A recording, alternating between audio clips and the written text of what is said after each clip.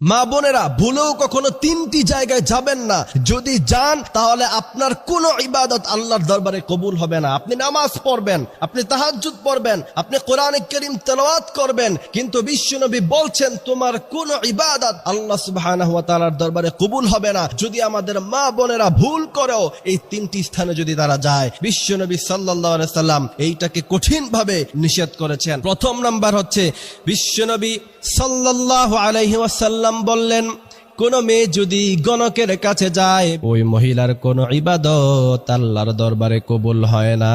দ্বিতীয় নাম্বার হচ্ছে, মাজারে গিয়ে যদি সিজদা করেন, লাইন আশরাকতা লাহবাতান্না আমালুক, সমস্ত আমল ধ্বংস হয়ে যাবে। তৃতীয় নাম্বার হচ্ছে, ভুল ক্রমে সেখানে যাবেন না যেখানে পাখি দিয়ে ভাগ্য নির্ধারণ করে। মাঝে মধ্যে ফেসবুকে ভিডিও পান না আপনারা, তোতা পাখি বা এই সমস্ত কিছু পাখি খাঁচার মধ্যখানে থাকে, সামনে কিছু কাঠ থাকে।